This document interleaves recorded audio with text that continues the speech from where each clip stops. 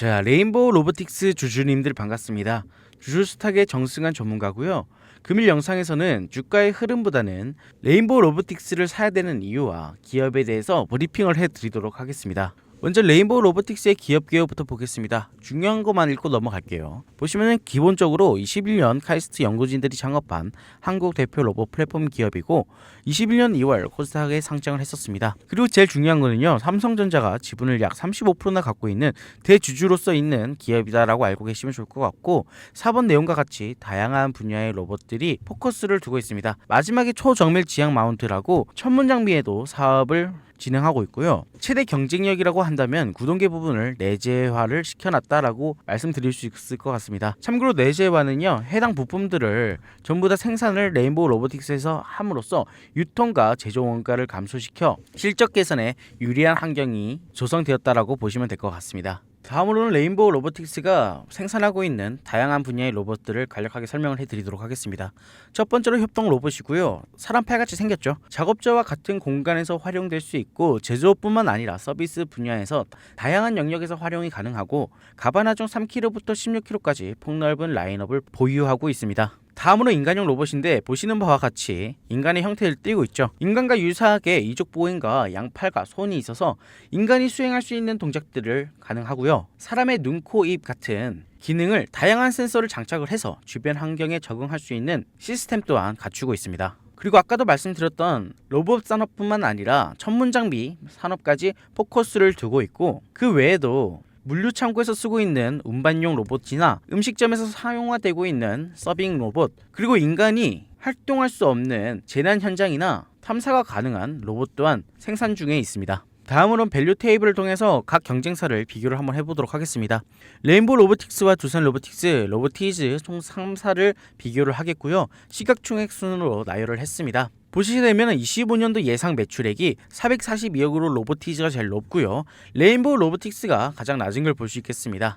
하지만 매출 성장률과 영업이익은 가장 높은 로보티즈와 유사하고, 두산 로보틱스는 더 부진하는 모습이 부각되고 있습니다. 이처럼 로보테마 주들은요, 지금 현재 실적이 적자가 유지되고 있는데 다 같은 적자가 아니라는 점을 강조해 드리고 싶습니다.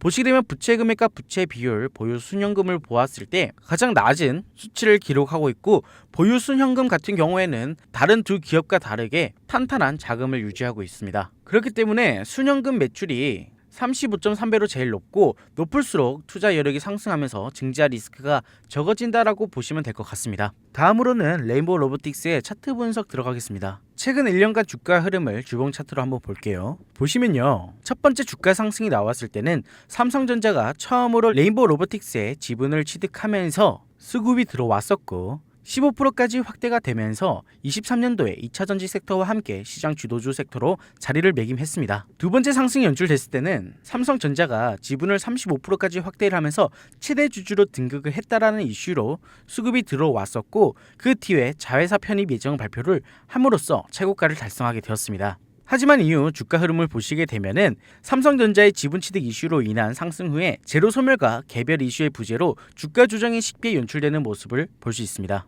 이러한 로보테마의 고질적인 문제와 리스크가 존재하는데도 불구하고 레인보우 로보틱스의 주식을 매수해야 되는 이유를 말씀드릴 거예요.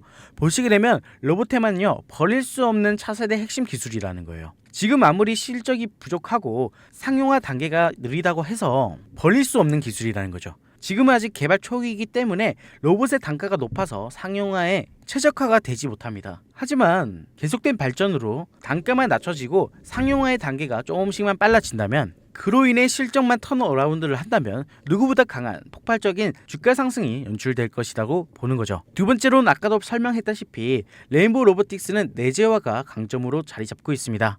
내재화는 한 장비에 부품 하나하나를 자체적으로 생산이 가능하고, 그로 인해 실적 개선화가 가속화된다라는 거예요. 아까도 보셨다시피 매출액이 두산 로보틱스보다 부진함에도 불구하고 영업이익과 매출 증가율이 좋았던 이유라고 보시면 됩니다. 그리고 마지막 이유는요, 제가 정말 키포인트라고 생각하는 건데 순현금 및 유동성입니다. 아까 밸류 테이블에서 설명했다시피 보유 자금은 다른 회사에 비해서 압도적으로 많다라고 말씀을 드렸어요. 여기서 오는 강점이 뭐냐면 현재 로봇의 기업들은 영업이익 적자가 유지되고 있기 때문에 보유 자금이 정말 중요합니다. 자금이 없는 상태에서 영업이익 적자가 발생하게 되면은 자금을 끌어와야 되는데 그에 따른 증자 리스크도 커지고요. 지금 회사 운영하는데도 자금이 부족한데 기업 확장과 생산시설 증설, 기술 개발 투자를 할 수가 없다라는 거죠. 그런 부분에서는 큰 메리트를 가지고 있다라는 겁니다. 또한 23년도에 함께 주도 섹터였던 2차전지 중에 에코프로와 금양이 있지 않습니까? 엄청난 상승이 연출됐음에도 불구하고 이후에 주가 폭락이 연출됐었죠. 근데 이러한 배경 속에서 지속적인 경고 메시지가 있었습니다. 주가가 폭등하고 있을 때에도 몇몇 의견 중에 주가 상승에 비해서 영업 실적과 보유 자금이 너무나 빈약하다라고 충고를 했었어요. 그러한 경고 메시지를 무시하고 계속된 투자가 유지되다 보니까 시한폭탄 같은 리스크가 터져버린 거죠. 그로 인해 2차전지 섹터가 무너지게 되었었습니다. 이러한 리스크가 없는 레인보우 로보틱스는 투자 심리를 위축시키지 않고 로봇 테마들 중에서도 매수 메리트가 충분히 있다라고 저는 생각을 합니다. 지금까지 레인보우 로보틱스의 기업 개요와 투자 포인트에 대해서 설명을 드렸고요. 다음 영상에서 더 좋은 종목과 내용 가지고 찾아뵙도록 하겠습니다. 감사합니다.